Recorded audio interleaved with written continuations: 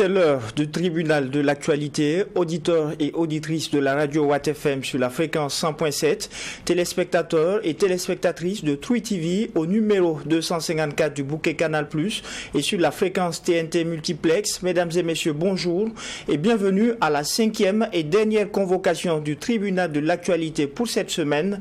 Vous le savez, c'est une tradition comme à chaque audience. Je suis accompagné par les juges au siège. Doyen des juges Ofavara, bonjour.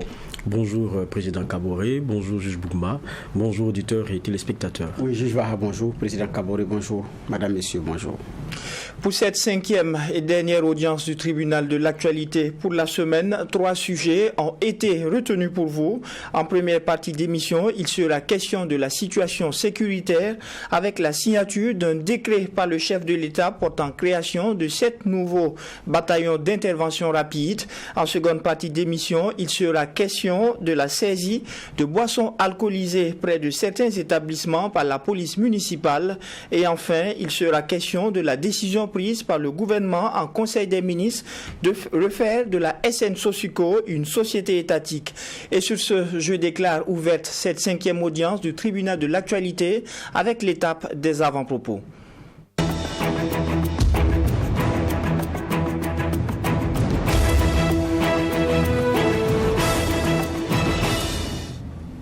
Juge Bernard Bougma, qu'est-ce qui retient votre attention pour cette audience du tribunal? Merci, Président. J'ai 2 avant-propos. Au moment où le Tour du Faso démarre, il y a l'équipe algérienne qui est repartie, on sait. Il y a celle du Rwanda également qui n'a pas pu venir. On a suivi également les explications données par le président de la Fédération burkinabé de cyclisme. Mais il y a un fait qui mérite que le Burkinabé soit situé par rapport à ce qui a été donné comme entreprise française dont on nous a dit qu'elles ont désisté du Tour. Voilà. On les voit là-bas. Alors, est-ce qu'on sont revenus ou bien au niveau du ministère, il y a des informations qui n'ont pas été données au Burkinabé parce que ça soulevait tellement de tollé, tellement de bruit et il y en a qui sont même indignés que la question mérite d'être éclaircie. Et on a aussi l'impression que ces entreprises n'avaient pas désisté, mais il y avait comme une incompréhension de quelque chose. Mais j'ai dit bien, le ministère des Sports doit situer les Burkinabés parce que c'est très important de le savoir. J'ai dit c'est important de le savoir parce qu'il y a eu beaucoup de bruit et après on voit des entreprises dans un tour parce qu'elles avaient déjà quitté d'ailleurs ou bien elles n'avaient pas quitté. Mais ce silence assourdissant, il n'est pas normal. Dans la mesure également où, c'est vrai que notre invitation du ministère n'a pas été répondue. Sinon, si cette invitation pour venir parler du Tour et des autres enjeux avait eu une oreille favorable, cela nous permet également de poser la question de savoir est-ce que réellement elles avaient quitté ou elles n'avaient pas quitté. Parce que quand certains ont vu les images, ils se sont posé la question dont vous êtes revenus. Et ceux qui communiquent également pour les entreprises demandent est-ce qu'on était parti. Mais qu'est-ce qui s'est passé entre-temps pour qu'une autorité sorte, dise quelque chose et après on a l'impression que ce n'était pas vrai. Mais je dis bien, tel que les choses se sont passées, on a un gouvernement qui nous donne des explications et surtout le ministère des Sports par rapport à une telle situation. C'est très important, je dis bien. Voilà. Deuxième avant-propos, vous savez qu'au niveau de la Chambre de commerce, il y a un nouveau directeur général qui a été nommé parce que les textes également ont été relus il n'y a pas longtemps. C'est vrai qu'il y a un nouveau président du patronat. Maintenant, il y a beaucoup d'interrogations en même temps qu'on a. Pour un gouvernement également qui, dans la logique de garantir la transparence et de mettre l'homme qu'il faut à la place qu'il faut, pour ces postes de responsabilité, comme d'autres postes de responsabilité d'enjeu, on souhaiterait quand même qu'il y ait le fameux appel à la candidature pour donner la chance à d'autres de compétir. Sans dire que celui qui est là n'est pas à la hauteur des enjeux, ce n'est pas ce que nous disons, mais j'ai dit pour un gouvernement qui a donné sa parole par rapport à cela, et des gens sont remplacés alors que celui qui était là, il y a des postes au Burkina où on a vu des gens qui y ont été par appel à candidature et qui ont été remplacés par des gens qui n'ont pas été par appel à candidature. Pourquoi? Alors que même au niveau de ce qui est dit, avant même que M. Bazine ne soit ministre, il a toujours réclamé cela. il y avait déjà eu un début d'application depuis Tertus Zongo quand il était Premier ministre jusqu'à sous le président Kaboré. Il y a des postes qui ont été pourvus par appel à candidature, qui ont été remplacés sous Damiba, pas par appel à candidature, et ça continue. Voilà. Donc même quand les forces vives des régions se sont retrouvées pour faire des propositions, cette idée-là encore est revenue. Mais pourquoi est-ce qu'on ne l'applique pas? C'est la question que je me pose. Je dis pour des responsabilités d'enjeu, c'est très important. Ce que j'avais comme deuxième avant-propos, et puis c'est tout. Alors, juge Fava, qu'est-ce qui retient votre attention pour cette convocation du tribunal? Moi, j'aurais aussi deux avant-propos. Très rapidement, il y a ce 5e congrès qui se tient à Ouagadougou, qui concerne les experts comptables de la zone UMOA et qui ont décidé de chercher à comprendre et réfléchir sur quel pourrait être leur rôle dans la lutte contre les flux financiers illicites. C'est très intéressant parce qu'on est en plein dans la question sécuritaire aujourd'hui et la grande question c'est comment est-ce que ce terrorisme-là il est financé. Ça veut dire qu'ils arrivent toujours à avoir des moyens en tout cas je dirais pas innovants mais en tout cas des solutions pour continuer de se financer et continuer de financer leurs actions. Et ça amène à réfléchir puisque aujourd'hui quand je discutais, parce que moi j'y étais toute la journée hier, vous voyez qu'il y a beaucoup d'entreprises dont on ne maîtrise pas forcément le fond des choses. Et j'ai eu par exemple à discuter avec certains qui viennent du Mali et d'autres qui disent avoir eu affaire à un moment donné à travailler avec des éléments où vous regardez, vous posez un certain nombre de questions. Et quand c'est comme ça, le rôle de l'expert comptable, c'est de dire à l'autorité, attention, il faut aller bien regarder dans ce qui est en train de se passer là-bas, parce que moi, j'ai décidé de ne pas aller bosser, parce que j'ai commencé à voir des choses qui ne sont pas nettes.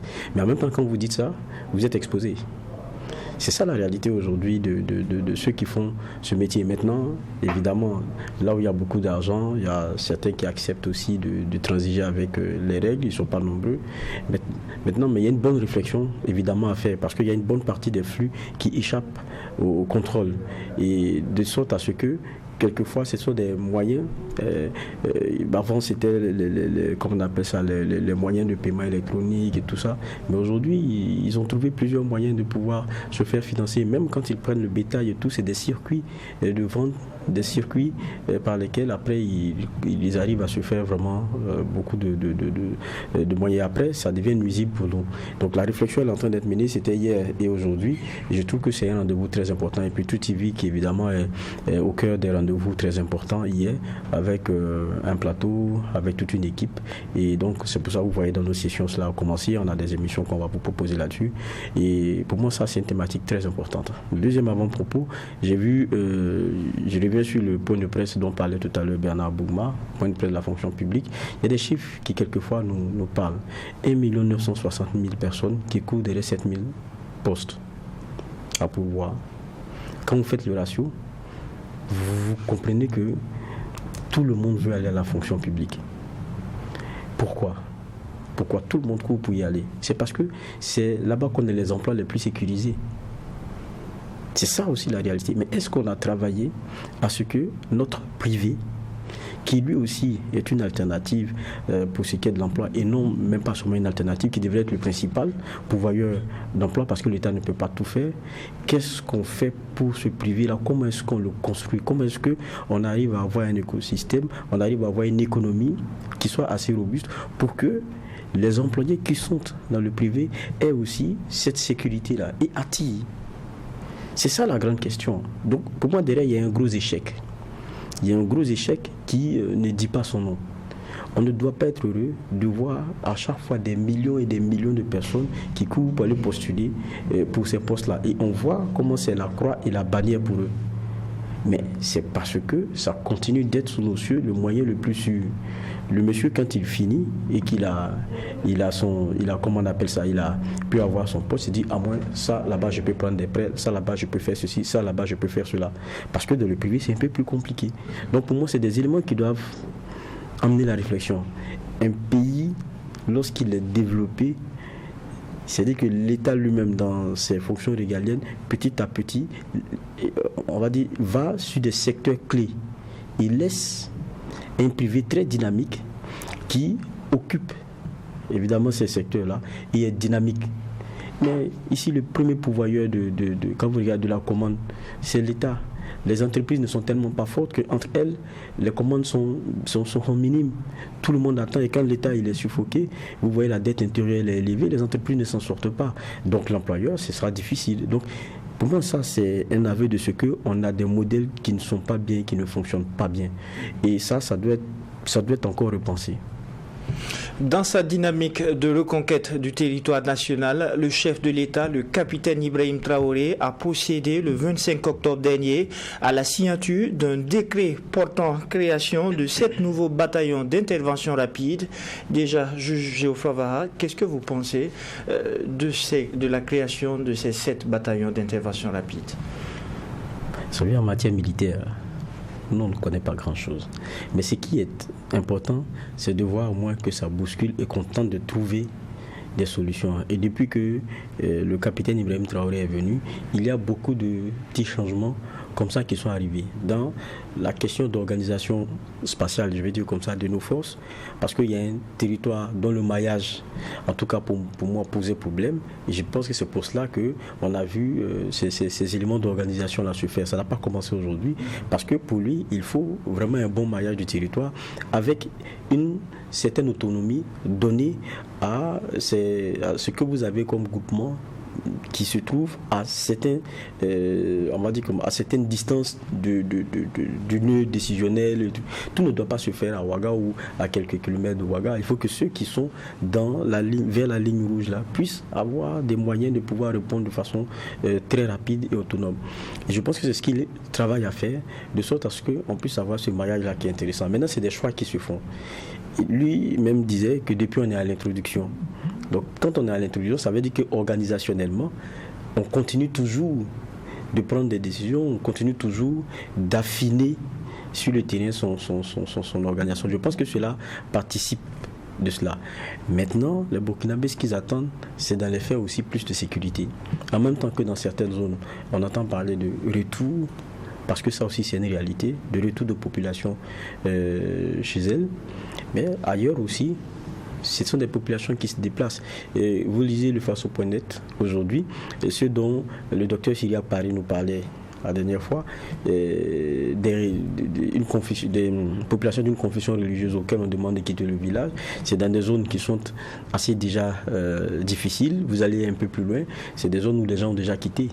Donc ça aussi, c'est l'autre réalité de ce Burkina-là. Mais dans ça, je pense que c'est un capitaine qui tente, selon sa lecture des choses, pour avoir été déjà au front, pour avoir été en première ligne. Il sait un peu ce que tout cela demande. Je pense que c'est ce type de réorganisation qui est en train d'être tenté. Tant et si bien que on est dans une situation où on sent au moins qu'il n'y a pas un genre de léthargie. Il faut dire la vérité. Avant, le capitaine Ibrahim, on avait l'impression qu'on ne voulait pas faire une guerre. Ça, au moins, c'était une impression que la plupart des Burkinabés partageaient. Aujourd'hui, on a l'impression qu'il y a une guerre au moins qu'on fait. Mais avec quels moyens, avec quelle organisation? Je pense que c'est ce qui est en train de s'affiner au fur et à mesure. La preuve, même quand vous regardez la plupart même la police et autres, leur mode de, pas seulement d'organisation, c'est-à-dire que il y a des dépassements de fonctions qui sont en train d'être faits. Ils ne restent pas dans leur carcan, on est en guerre. Ils ne restent pas dans leur carcan. On adapte leurs fonctions à la réalité du terrain. Et ça, c'est aussi un élément dont on va parler après.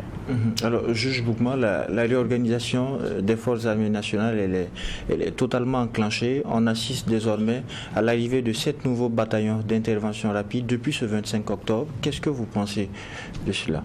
Je pense que ça vient compléter les dispositifs qui existaient déjà. Je dis les dispositifs parce qu'on a plusieurs unités avec plusieurs dénominations différentes. Déjà, on avait l'USIGN, l'unité spéciale de la gendarmerie nationale. Au niveau de la police, on avait l'UIPN. Et ensuite, il y a les GOUMI qui ont été créés en 2021. Et au niveau après, en 2017 aussi, avant même 2021, la création des GOUMI. En 2017, il y a eu les GARCI. des groupes, le groupement d'action rapide et de surveillance et d'intervention, dont les premières unités ont été envoyées à Touéni et puis à Barani. Ensuite, la deuxième phase, c'était Mangodara et Nyorioro au niveau du sud-ouest. Mais ça, c'était sous financement de l'Union européenne. Mais Garcia a été déployé aussi avec un grand programme régional au niveau du G5 Sahel. Et donc, il y avait aussi le Sénégal qui était là-dedans. Donc, il y avait les Garcia. Quand le capitaine Ibrahim Traoré et ses hommes sont arrivés, ils ont également créé de nouvelles entités, parmi lesquelles les BIR. Bon, en tout cas, c'est les brigades d'intervention rapide. Mais bon, les BIR ont déjà été... il y avait déjà eu une BIR au Burkina, la brigade d'intervention rapide. Je pense que c'était au niveau de la police, au niveau de la police. Il y avait eu en tout cas une unité qui s'appelait la brigade d'intervention rapide. On se rappelle que pendant les événements de l'affaire Norbert Zongo, c'est cette brigade qui a beaucoup intervenu dans la répression de ceux qui manifestaient pour la vérité et la justice. Bref, donc ici, c'est quoi? De mon point de vue, ça s'inscrit dans la logique de la recherche des solutions, des voies et moyens pour être plus efficace. C'est comme ça que moi je prends les choses, pour être plus efficace. C'est la recherche de l'efficacité et de l'efficience qui fait qu'effectivement, on crée ces brigades-là. Voyez-vous que les Goumi, hier j'en parlais en avant-propos, il y a eu maintenant un dispositif légal, juridique, pour une entité qui a été créée depuis 2021 pour le Goumi, qui relève de la police nationale. Donc la gendarmerie, au niveau de la gendarmerie, il y a plusieurs entités. Au niveau de l'armée, il y a plusieurs entités. On se rappelle également que sous le président Kaboré, ce qui avait fait grand bruit, c'était les statuts qui avaient été fuités pour les forces spéciales. Les forces spéciales qui avaient été entraînées, et maintenant c'est leur statut qui accompagnait et ce de quoi elles peuvent répondre ou pas, ces forces spéciales-là, qui avaient aussi défrayé la chronique. Parce que quand on lisait les textes, c'était pratiquement un bouclier juridique qui avait été sorti pour les protéger, compte tenu également de la délicatesse et des réalités de leur mission. Et c'est dans ça que les Burkinabés ont su qu'il y a une force spéciale qui a été créée. Mais quand ces documents fuitaient, la formation, tous les entraînements, tout était terminé. Donc, en plus de ces entités, la force spéciale, Garci, Bir, Goumi et d'autres, il y a les VDP qui sont impliqués. J'ai dit, ça s'inscrit toujours dans la logique de la recherche des solutions. Et si maintenant le nombre a été augmenté, c'est sûr que c'est à l'issue des expériences terrain, c'est à partir des enseignements tirés, voilà, que cela a été. Maintenant, la question qu'on se pose, les Garci, c'est vrai, les Garci continuent leur boulot. Maintenant, comme c'était sous financement également, c'était un projet régional, et c'est sous la grande, en tout cas la grosse part a été financée par l'Union européenne. Je crois qu'il y a eu une cérémonie de don de matériel où on disait que c'est à plus de 6 milliards de francs CFA pour le matériel, l'équipement, radio, tout, habillement, tout. Donc, est-ce que ces entités-là refusent maintenant de financer ou même il faut forcément également créer de nouvelles forces, peu importe les dénominations. L'essentiel, ce que le Burkinabé veut, c'est la quiétude, c'est la sécurité, c'est que le terrorisme, effectivement, quitte nos terres. Je pense que c'est beaucoup plus là l'enjeu le plus important. Donc, et j'ai dit, je répète, ça participe de mon point de vue à la recherche de l'efficacité et de l'efficience par rapport à la lutte au front. Je pense que ça répond à ça tout simplement. Mais maintenant, ça va demander des moyens pour les encadrements, pour les formations, pour tout et tout. Mais bon, je pense qu'on est en guerre et hier également, comme je le disais, à la fin de cette guerre, on sera aguerri à plusieurs niveaux. D'accord. Et finalement, avec cette organisation, est-ce qu'on peut maintenant estimer que la guerre, elle a véritablement commencé, juge Va? Ça, c'est le capitaine Ibrahim Traoré qui peut le dire, parce que c'est lui qui sait qu'on est à l'introduction, celui qui sait un peu quelle est sa stratégie, quelle est sa vision et où est-ce qu'il en est dans la vision. Maintenant, nous, ce qu'on remarque, et c'est ce que je dis, c'est que ça bouscule sur le plan organisationnel, même sur le plan des moyens. Et quand vous regardez, le reproche était d'avoir l'impression d'avoir une armée attentiste, bunkérisée. Qui n'anticipe pas. Voilà, bunkérisée, lorsqu'il était dans des positions, il restait, et à chaque fois c'est les populations, on se rappelle de ces marches-là, qui venaient dire, vous ne pouvez pas être ici, et puis à quelques kilomètres, on vient nous demander de dégager, vous restez dans vos bunkers. C'était ça qui revenait, même jusqu'à sous l'ancien président Damiba. Et maintenant, quand vous entendez les réorganisations d'intervention rapide, on parle des Goumi, c'est groupement, c'est la même chose, d'intervention encore. Donc on a plutôt l'impression maintenant de mettre d'un accent mis sur la mobilité de nos forces. Et n'oublions pas que lorsqu'on parle de ces biens-là, il y a la question des convois logistiques et autres. Alors qu'aujourd'hui, ça aussi, c'est un véritable problème. En termes de ravitaillement, par exemple. En termes de ravitaillement. Donc, du coup, c'est-à-dire éviter qu'on ait des zones qui soient un peu, un peu isolées. Parce que c'est comme ça que fonctionnent aussi les terroristes. C'est-à-dire qu'il y a des villes qu'on casse. C'est-à-dire dont on coupe de tout. Et quand vous voulez y accéder, c'est héliporté, ou si vous y hasardez, c'est que des risques que vous prenez. Et donc, aujourd'hui, peut-être il y a cette option-là. Je me rappelle lorsque le président faisait sa dernière interview avec les confrères, et la question lui était posée, est-ce qu'on maîtrise l'entièreté du territoire? Il dit en tout cas, il n'y a pas un coin où on ne peut pas partir. Ça veut peut-être tout dire dans le schéma qui est le sien. C'est que sûrement que de façon organisationnelle, ce qu'il est en train de mettre sur place, c'est pour contribuer à cela. Que les différentes offres qu'on a sur le terrain, il y a un genre de, comment on appelle ça, de couloir, et que tout cela puisse se faire. Mais c'est des questions encore, je dis, purement militaires, c'est des questions de stratégie. Nous, on n'est pas calé. Ce qu'on fait, c'est qu'on remarque que ça bouscule et qu'il y a des changements qui sont faits. Maintenant, ce que tous les Burkinabés attendent, c'est que ça se traduise concrètement par des avancées. Il y en a, et puis il y a aussi quelquefois aussi d'autres nouvelles qui ne sont pas forcément bonnes, même avec le nombre de déplacés qui croient et tout. Ça aussi, c'est des réalités. Alors, juge Bougma, c'est indéniable que les choses sont en train d'être bousculées sur le front sécuritaire. On a un chef d'État qui, jusqu'à récemment, vous en parliez tantôt, juge Vaha, a dit qu'on était toujours à l'introduction. Est-ce que finalement, avec toutes ces réorganisations, le chef de l'État aurait finalement commencé sa guerre? Ça c'est très difficile de répondre, mais je voudrais rectifier quelque chose. J'ai dit brigade d'intervention, c'est bataillon d'intervention rapide.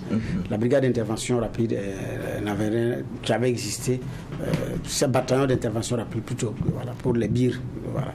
Effectivement, la question c'est à se demander, est-ce qu'on a vraiment commencé? Bon, là je saurais répondre. Il avait dit qu'on n'avait pas commencé. On n'avait pas commencé. Maintenant on est à l'introduction. Peut-être que le développement a commencé. Parce que déjà, ça fait 7 birs qui ont été, donc nouveaux bataillons qui ont été créés. Bon, ça va être pour nous difficile de dire que la guerre a véritablement commencé. Ce que nous savons, c'est que nous sommes en guerre. Ce que nous savons, nos hommes sont au front, avec les VDP, avec des personnes de bonne volonté qui accompagnent. Ce que nous savons, c'est que le Burkina est en guerre contre le terrorisme depuis 8 ans. Ça, nous savons ça. Mais maintenant, à partir du 30 septembre 2022, donc date de son arrivée, il y a eu une option qui a changé. Donc, en tout cas, par rapport à la lutte contre le terrorisme. Et la même personne continue de dire qu'on est à l'introduction et que quand ça va commencer, on le saura. Bon, donc, c'est quand est-ce que réellement il va commencer? Bon, je ne sais pas. Mais ce qui est sûr, on est en guerre et il y a des actions sur le terrain qui disent qu'on est en guerre. Il y a des images d'opérations qui sont diffusées. Il a été permis à des hommes de médias, dont et de nos collègues, d'être au front pour avoir une idée de ce qui est fait comme travail et une idée du danger que ces hommes-là côtoient au quotidien. Ça a été donné de voir. Mais si après tout ça, et avec également des localités réinstallées, et des localités où nos hommes n'avaient mis pied depuis près de bientôt 2 ans. Même dans les reportages qui ont été ressortis, il a même été dit que depuis 2 ans, personne n'y mettait les pieds dans certaines localités. Et avec ça, on n'a pas encore commencé. Waouh! Maintenant, quand on va démarrer, je ne sais pas combien de temps aussi ça va nous prendre, parce que je me suis dit que si on a eu le temps de nous préparer, c'est que quand on va dire développement, c'est-à-dire qu'on a fini l'introduction et puis on a au développement, peut-être qu'en un temps record, ça va finir. Alors que la lutte contre le terrorisme, c'est une lutte également de longue haleine, compte tenu de la complexité. Et parce que c'est des attaques, on dit que c'est une guerre asymétrique, compte tenu de sa complexité et de la façon dont ça évolue. Donc, et pour le début de cette guerre, on se souvient que très récemment, le ministre d'État avait parlé d'un blocage de matériel. Oui, ça a été dit, mais ça ne date pas de maintenant. Ça ne date pas de maintenant. Même si Chérif, quand il était ministre de la Défense, il avait dit à demi-mot. Après, les autres gouvernements qui se sont succédés l'ont dit à demi-mot. Il a fallu attendre ces messieurs-là qui le disent avec parfois même des précisions sur la nature même du matériel. Si je me réfère à l'intervention du ministre Bazier à l'ONU, et qui cite même des pays nommément, ce qui était difficile et rare en fait. Ce qui était annoncé, on dit non, il y a des pays qui nous ont bloqués, à telle enseigne que parfois on soupçonne à tort certains voisins. Donc, mais là, le message était clair. Il y a même des pays qui ont été nommément cités. Et ça a donné une idée de ce qu'on veut. Donc, c'est quand même très précis en termes d'information et c'est suffisamment précis. Donc, cette réalité, elle est là. Mais pour payer une arme, à l'échelle pays, c'est pas simple. Payer une calache, la démarche administrative, elle est compliquée. Elle est très complexe. Ça, et c'est long. Les pays savent ça déjà. Pour payer des armes, c'est déjà compliqué en termes de procédure. Compte tenu du fait que ça engage beaucoup de responsabilités. Surtout si vous commandez des hélicos et vous voulez que ça soit fabriqué en fonction de ce que vous voulez atteindre comme objectif, ce que vous voulez qu'on mette à l'intérieur comme commodité. Puisque vous avez la possibilité de commander pour qu'on construise pour vous, plutôt que d'aller payer directement. Parfois même, on commande, vous commandez, on construit pour vous. Donc, et là, ça peut demander c'est long. Et il y a des types d'armes qui nous sont refusées. Et ça aussi, c'est vrai. Donc, la grosse question, c'est est-ce que c'est réglé maintenant? Mais je pense que c'est quand même en voie d'être réglé. Parce qu'il y a certains partenaires qui sont rentrés dans la danse pour faciliter les choses. Dans pas longtemps, il y a eu des Antonov et des Illuchtun qui ont débarqué à Ouagadougou, déposé du matériel et puis repartir. Quand je parle d'Antonov, c'est des gros porteurs qui transportent vraiment beaucoup de... C'est des vrais gros porteurs, quoi. Voilà, des vrais cargos. Donc, ici, il y a eu... Je pense que les lignes, quand même, ont bougé parce que certains se sont sentis inconfortables quand le ministre a cité des noms de pays, nommément à la tribune des Nations Unies, et dit, nous, on a des VDP. On nous dit qu'on a enrôlé une milice, alors qu'à l'Ukraine également, il y en a qui montent sur des chars de combat, alors qu'en principe, ça ne devrait pas. Alors que chez nous, ils ne montent même pas sur des chars de combat. Ils sont même encadrés par notre armée. Donc, pour dénoncer ce 2 poids, 2 mesures. Donc, je pense que les lignes, quand même, ont bougé sur le plan du matériel militaire. Je me dis. D'accord. Et pour clore sur le sujet, il y a eu toujours au Conseil des ministres de ce mercredi cette décision d'offrir un cadre juridique au groupement d'unités mobiles d'intervention, les GOUMI. Cette entité existait pourtant depuis 2021. Quand on lit, on dit c'est pour les protéger aussi. Quoi qu'on dise. Donc, pour moi, c'est un juste rattrapage des choses. Parce que quand, pour une entité donnée, les fonctions sont nouvelles, il faut des textes aussi qui accompagnent. Maintenant, le problème aussi chez nous, souvent, on met la charrue avant les bœufs. Peut-être que ça aussi, c'est l'un des cas. Donc, ça n'est qu'un juste retour. D'accord. Vous en avez fait un avant-propos à l'audience du tribunal hier. C'est finalement chose actée. Pourquoi avoir attendu aussi longtemps entre 2021 et 2023 pour offrir ce cadre juridique? Vous me posez la question comme si c'est moi qui... Non, c'est l'une des tares de notre administration. Elle est très lente en matière de procédure, très lente. Et ceux qui s'y connaissent en la chose disent qu'on a une administration orientée procédure, plus procédurière que résultat.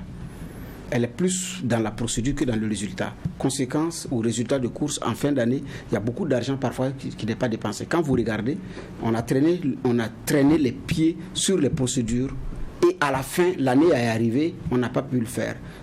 Et même quand, sous le ministre Si Chérif, il y a eu une année, on a dit que le ministère n'a pas pu dépenser l'argent qui a été débloqué. Il y en a qui ont dit qu'il faut aller chercher dans les procédures.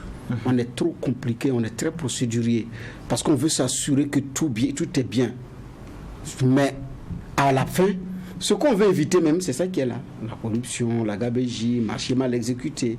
Malgré toute l'armada de procédures qu'on a mis en place pour s'assurer que ce soit bien, le résultat final parfois laisse à désirer. Donc, on a une administration beaucoup plus orientée procédure, beaucoup plus orientée lenteur que résultat. La culture de la performance et du résultat doit être davantage renforcée. C'est un constat. Et j'ai dit, ceux qui connaissent bien notre administration, qui ont géré des postes de responsabilité, l'ont dit à plusieurs reprises sur ce plateau. Les anciens ministres en témoignent sous cap, et souvent certains de nos invités même le disent. Donc, d'un point de vue de l'administration, il y a également un effort à faire sur ce point, comment on appelle ça, à ce niveau-là. Je me dis seulement, ça doit être les questions de procédure, et parfois aussi des questions de personnes. Parfois des questions de personnes. Voyez-vous, parce que les Goumans c'est une entité de la police nationale. Vous savez que pour que la police nationale intègre le dispositif de lutte contre le terrorisme, il y a eu beaucoup de bruit, alors que certains commissariats de police avaient réussi à repousser des attaques avec un minimum d'équipement qui leur avait été effectivement qui avait été mis à leur disposition, et avaient revendiqué, et ils avaient même dit, la police, certains éléments, je me rappelle que lors de certaines conférences de l'UNAPOL, elle demandait des armes, elle a même dit des armes lourdes. C'est vrai que le commissaire Armia Zongo, que nous avions reçu en son temps, n'avait pas accepté de donner les détails des armes lourdes qui avaient été demandées, mais elle avait demandé des armes pour contribuer efficacement. Et des gens avaient dit que non, dans la nomenclature de l'organisation du système de défense et de sécurité, la police s'occupe de la sécurité, elle n'a rien à faire au front, ce n'est pas une entité de combat, mais c'est pour la sécurisation, c'est une force intérieure. Bon, voilà. Donc on était, à un moment donné, il y a eu un débat d'école. C'est pas une force elle est une force de première catégorie, je pense, oui. Donc c'était pas son boulot, elle doit s'occuper. Et elle dit bon. Même si c'est ça, s'il y a des localités qui ont été reconquises, c'est la police qui doit s'occuper maintenant de la sécurité des lieux. Donc, on était dans ce débat de corps, d'école, et ça, on a traîné dans ça jusqu'à la création des Goumi.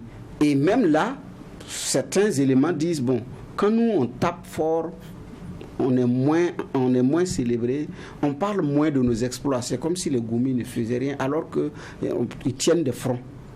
Voyez-vous, donc ce n'est pas aussi simple. Donc quand il y a des questions d'école mélangées à des questions de personnes, avec une administration qui est longue dans son essence, ça ne facilite pas les choses. Ce qui fait que 2021, 2023. Et nous passons au deuxième sujet retenu pour cette audience du tribunal de l'actualité. Il s'agit de la vente des boissons alcoolisées aux abords des établissements d'enseignement secondaire. Les juges du tribunal de l'actualité en avaient fait des critiques. Juge Vaha, c'est désormais chose faite. Vous semblez avoir été entendu par la police municipale qui a procédé à des opérations. Oui, bon, ce n'est pas la première fois qu'ils font ça. Maintenant, est-ce que ces actions ponctuelles-là, c'est elles qui vont résoudre le problème? Dans tous les cas, ça contribue à résorber le phénomène. C'est-à-dire ce qu'on a comme éléments qui ne sont pas intéressants pour ceux qui sont des apprenants en termes de proximité de nos écoles et tout.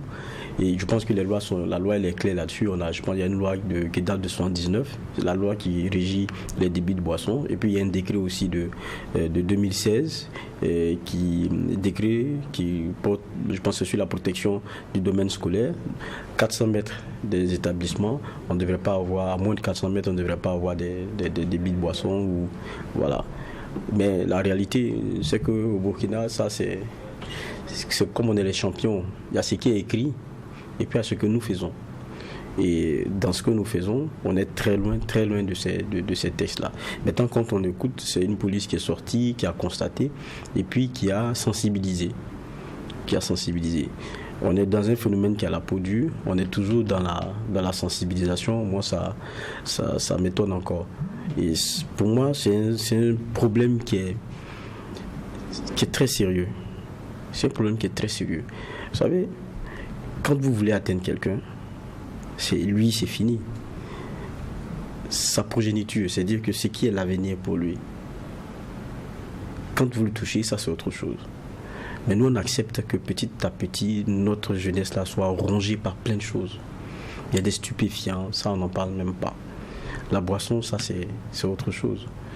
Les enfants aujourd'hui, à moins de 18 ans, à 14, 15, 16 ans, le gars il peut s'acheter une cigarette à la boutique et puis ça ne dérange personne. Il peut prendre la boisson qu'il veut, ça ne dérange personne.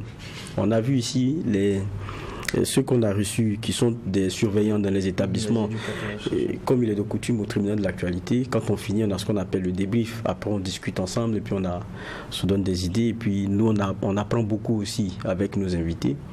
Mais moi, je dis aux parents, ils n'ont qu'à faire attention. Ils nous expliquent que les gourdes qu'on donne à nos enfants, qui tiennent très souvent, mais ils sont à un stade où ils sont obligés de regarder des fois dans les gourdes des enfants. Vous pouvez imaginer qu'un enfant, il met de la boisson alcoolisée dans sa gourde. Il est là tranquille, en cours. Il est un peu soif. Vous pensez qu'il est en train de s'altérer, c'est de l'eau.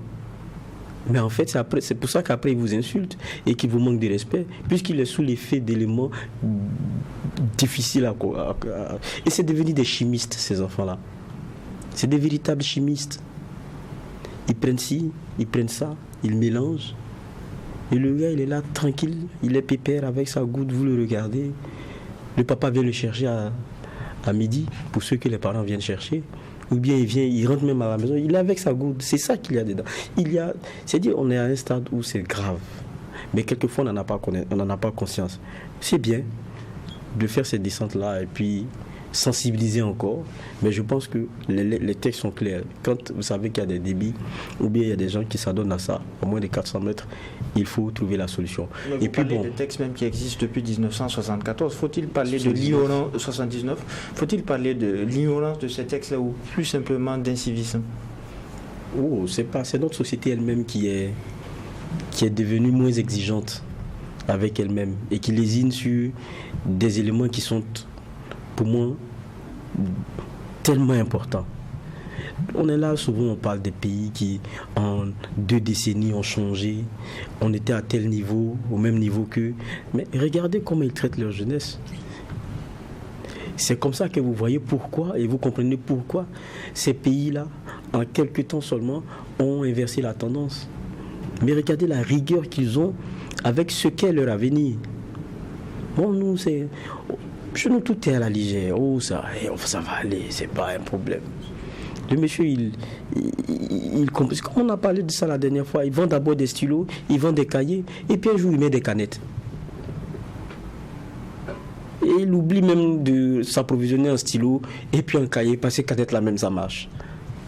C'est ça la vérité. Et nous, les parents aussi, il faut être beaucoup plus regardants. C'est pas l'école qui va tout faire.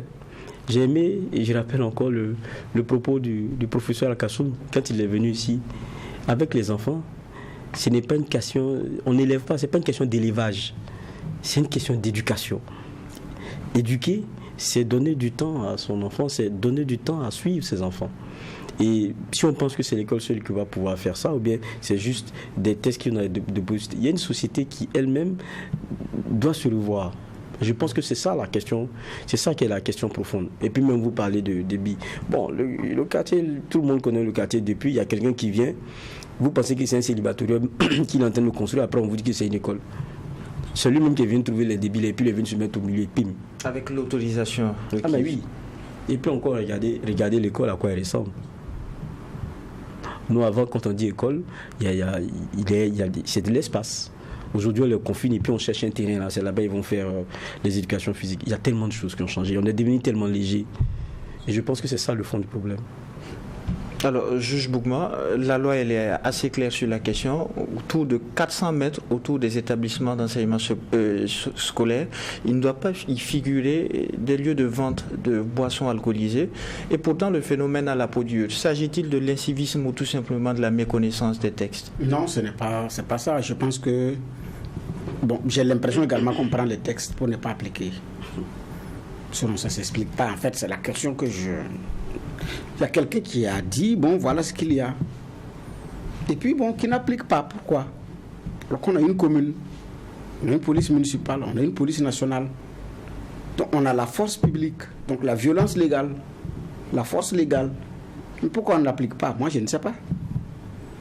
Parce que ce soit l'établissement qui a trouvé le débit de boisson parce qu'il allait louer un bâtiment pour l'école et puis il y a un débit de boisson à côté. Ou bien l'école a été créée, puis il y a quelqu'un qui a vu qu'il peut faire du chiffre et puis qui vient déposer son débit de boisson. L'ouverture de l'établissement, ça requiert un certain nombre d'autorisations au ministère. Oui, je suis d'accord avec vous. C'est pourquoi j'ai dit, soit c'est lui qui est venu trouver ça, mais en ce moment, les contrôleurs du ministère n'ont pas bien fait leur boulot. Monsieur même peut savoir que le débit de boisson n'est pas loin, c'est à 100 mètres. Mais il l'installe quand même. C'est même pas le premier. Son souci, c'est de trouver d'abord un bâtiment qui répond à ce que lui veut faire. C'est d'abord ça sa préoccupation. Les histoires de débit de boisson, là, c'est même pas un problème pour lui. Lui, il veut faire du business. Mais maintenant, il y a quelqu'un qui est regardant, puisqu'il doit venir regarder les lieux, inspecter et autoriser. Est-ce qu'il y a été? En général, il y va. Mais pourquoi? Il n'a pas signalé ça. Peut-être qu'après la visite, même le pot de revoir était pris là-bas. Mais après, j'ai dit, il y en a aussi qui construisent leur propre établissement. Il y a quelqu'un qui vient maintenant mettre son débit de boisson à côté. Vous partez lui dire de déguerpir, vous aurez un risque d'avoir des problèmes. Il y a une force légale légalement qui doit s'en occuper, qui ne s'en occupe pas. C'est simple. La chose est très simple. Que chacun assume la responsabilité qui est la leur. C'est fini. Le responsable d'établissement ou il ouvre son établissement, qu'il ait construit ou qu'il ait loué, il assume sa part de responsabilité. Le contrôleur qui va venir dit, vous ne pouvez pas louer ce bâtiment parce qu'il y a un débit de boisson à côté, mais comme il vous a devancé, chacun est en train de faire son business. En tout cas, si c'est ici, nous n'allons pas autoriser. Débrouillez-vous, entendez-vous. Mais compte tenu du non-respect de la distance qui avait été donnée, nous ne pouvons pas vous autoriser à ouvrir l'établissement ici. Il reprend son cartable, il est reparti. Et il communique aux forces de défense et de sécurité qui s'assurent que, et il vient s'assurer que c'est respecté. Si ce n'est pas respecté, on fait des guerpilles, on fait fermer l'école. C'est fini.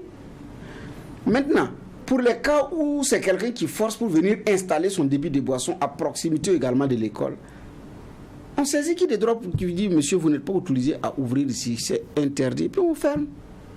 Le juge Geoffroy a par exemple parlé des lieux de commerce qui commencent par vendre un stylo, un cahier et qui finissent par vendre des canettes. Non, ce n'est pas un problème. Mais le jour qu'on voit qu'il y a une canette là-dedans, on dit, monsieur, c'est pas autorisé. En fait, la chose est très simple. Monsieur, ce n'est pas autorisé. Vous pouvez vendre du matériel didactique pour les élèves, tout et tout, des friandises si vous voulez. Mais les canettes là, le frigo pour les canettes là, il faut vider les canettes ou fermer le frigo. C'est aussi simple que ça. Et il y a quelqu'un qui doit veiller que c'est appliqué. Si tout le monde fait, chacun assume sa responsabilité, il n'y a même pas de problème. Mais personne n'assume sa responsabilité. Quelle doit être la place de la sensibilisation? Quelle sensibilisation? Vous pouvez parler de quelle sensibilisation? Sur le phénomène. À qui? Au sensibiliser qui? Au responsable de lieu de commerce, de débit de boisson. Non, le responsable du lieu de commerce sait que le débit de boisson, quand il y en a qui respectent la législation avant d'ouvrir.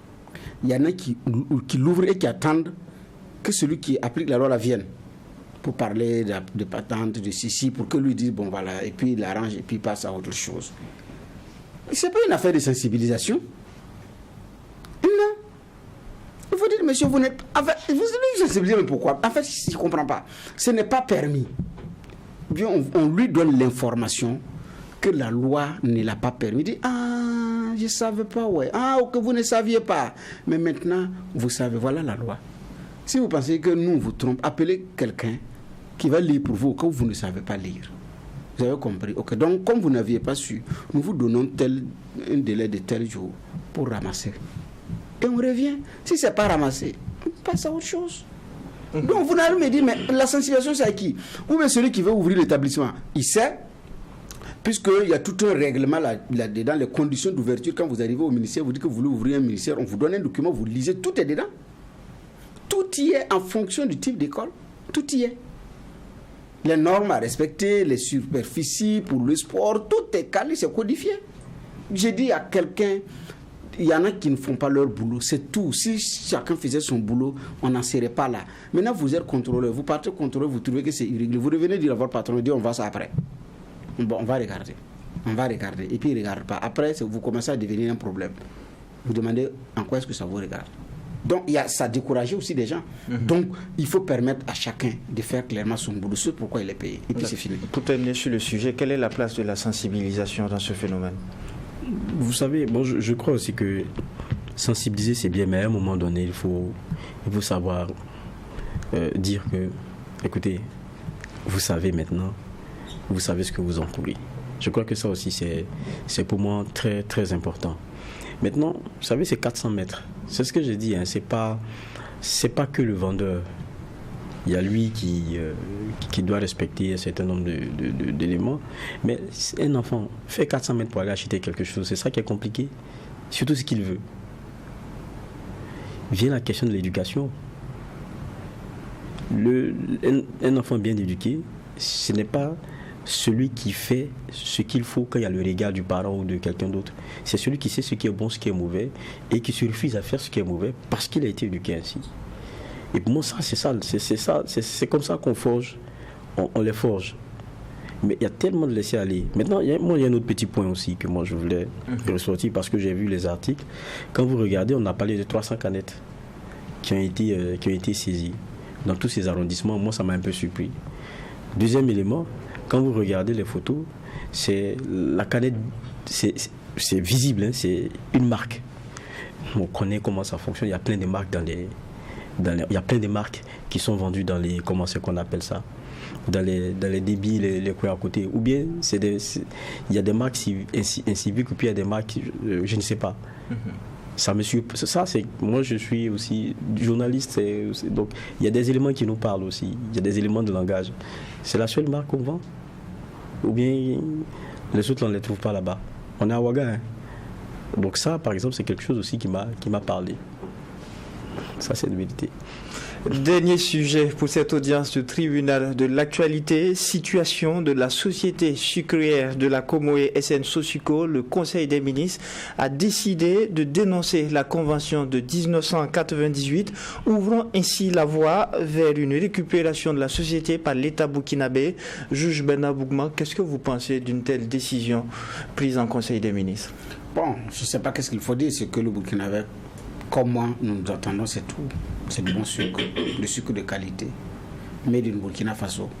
Donc ça, parce qu'il ne faut pas que ce fleuron qui avait été pensé par nos pères, nos devanciers, puisse effectivement être éteint comme ça. C'est pas normal, c'est pas juste. Donc ici, ce qu'il y a, c'est que la question que je me pose, c'est que est-ce que toutes les garanties ont été prises pour que tout se passe bien. Donc c'est surtout ça. Si on s'est rassuré sur le plan légal et tout que voilà, toutes les conditions sont réunies pour une reprise et une nationalisation de la SN Sosuco, il n'y a pas de problème. Maintenant, nous voulons, j'ai dit bien, du sucre de qualité, et mais de Burkina Faso. Là, nous contrôlons ce que nous produisons et nous consommons également ce que nous produisons. Aujourd'hui, il y a beaucoup de sucre de la contrebande et de la fraude, des qualités douteuses et tout, qui débarquent ici. Bon, vous ne savez pas comment faire. Mais sincèrement, il était temps aussi qu'on en parle. Parce que sa privatisation, il y a toujours eu beaucoup de bruit. Il y en a qui ont été déflatés, il y en a qui ont été compressés, jusqu'à maintenant. Il y a eu beaucoup de bruit depuis sa privatisation. Donc, maintenant, si l'État veut reprendre sa chose, il n'y a pas de problème. Pourtant, pour beaucoup, la privatisation se présente le plus souvent comme une solution à un problème. La privatisation, c'est une solution à un problème. La nationalisation aussi, c'est une solution à un problème. Quoi qu'il en soit, c'est des tentatives de solution pour régler un problème. Maintenant, ici, ce n'est pas le problème, c'est la qualité de la solution. Il y a des privatisations qui ont marché. Il y a des nationalisations également qui ont marché. Donc, ça dépend de, comment on appelle ça, de la qualité des hommes qui vont l'animer. Excusez-moi la pub, là, Ethiopian Airlines, c'est une compagnie africaine. Quand Air Afrique mourait, on disait que l'Afrique ne pouvait pas gérer une compagnie. Quand Air Afrique mourait, ils ont dit non, les Africains ne sont pas au stade de pouvoir gérer. Mais on a une compagnie africaine qui défie les compagnies occidentales. Donc c'est la qualité des hommes qui vont l'animer. C'est surtout ça. Si on a des, comment on appelle ça, des cadres et des dirigeants à la tête de l'entreprise orientés performance et résultats, il n'y a pas de raison que ça ne marche pas. Mais maintenant, si c'est l'État qui reprend avec de nominations de complaisance à l'intérieur, avec du laisser-aller, ça va être comme ça pour Olympique, qui a de la peine à décoller, qui depuis des années jusqu'à présent ne peut pas nous déposer un pneu de véhicule, de camion, comment on appelle ça, de voiture. Est-ce que vous voyez? Et ça, par exemple, c'est un cas patent qu'on aurait pu également travailler à booster. C'était une société qui faisait notre fierté. Donc, plusieurs autres sociétés, j'en oublie là. Donc, ici, j'ai dit privatisation ou nationalisation, c'est la qualité du leadership là, de ceux qui vont venir, qui vont faire. Et c'est ça qui va faire la différence. Sinon, on n'aura pas réglé, on aura trouvé une fausse solution à un vrai problème. Alors, Juge Va, l'État qui montre son intention de récupérer la gestion de la SN Sosuco en dénonçant les accords de 1998, qu'est-ce que vous en pensez? C'est tellement logique et c'est symptomatique de beaucoup de problèmes que nous avons. Quand l'État décide de passer en mode minoritaire dans les actions, c'est avec certaines garanties, parce qu'il sait qu'il ne peut pas accompagner, il ne peut pas pousser. On parle d'un investissement de 20 milliards qui devait être fait par la partie qui devenait actionnaire majoritaire. Mais ça n'a pas été fait depuis. Donc, il faut en tirer les conséquences. On a parlé ici des PAS, plans d'ajustement structurel, j'en parlais. Il y a beaucoup de secteurs clés qui sont intéressants pour lesquels on a dit à l'État, il faut te désengager. Tu n'as plus les moyens pour ça, ça devient trop pesant. Mais en même temps, on a donné souvent à des consortiums, des groupes d'intérêt qui ont pris des engagements et qui ne les ont jamais respectés et qui en ont fait des vaches à lait. On parle de la SN Sosuco aujourd'hui. Il y a un élément qui moi me fait mal aussi quand je regarde. Notre chemin de fer, c'est des choses, c'est des mêmes périodes, ça a été pareil. Comment comprendre un outil d'intégration pareil? Des gens comme Bolloré, Maersk et autres, en 1995, quand on le leur a cédé jusqu'à aujourd'hui, aucun engagement pris. Ils osent le céder à des... Et regardez, le flux de voyageurs aujourd'hui, c'est-à-dire que normalement c'est un outil de développement. On l'a laissé à des gens qui sont venus, qui sont sucrés comme ils veulent. Ils finissent, ils osent vendre ce qui ne leur appartient pas. Mais c'est ça la réalité chez nous. Tout le monde met un peu de sucre dans son café, dans son thé et tout. La production elle-même ne parvient pas à combler le besoin qui est exprimé par nos populations. Mais ça encore, ça ne marche pas. Je vais dire que ceux dont vous avez l'assurance de la vente entière, encore là, vous avez des problèmes.